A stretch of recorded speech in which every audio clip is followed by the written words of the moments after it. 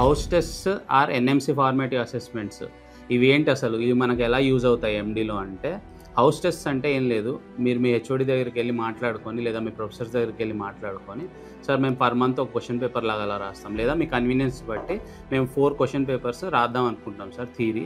So that మీకు వచ్చే use ఏంటి అని అంటే, ఈ పేపర్స్ రాయడం వల్ల ఫస్ట్ ఆఫ్ ఆల్ మీకు క్వశ్చన్కి ఎంత టైం పడుతుంది రాయడానికి, మీరు సిస్టమేటిక్గా రాస్తున్నారా లేదా అనేది తెలుస్తుంది.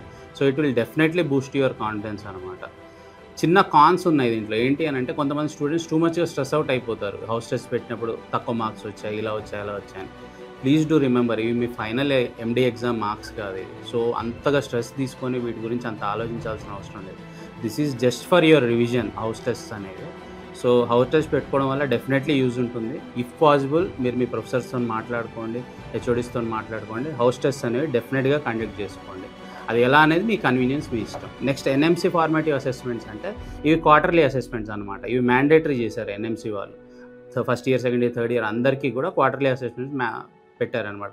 రఫ్లీ around March, September, June, December something ఆ టైమ్స్లో పెట్టుకోండి అన్నట్టుగా ఇచ్చారనమాట. ఆ మంత్స్లో పెట్టుకోండి అన్నట్టుగా.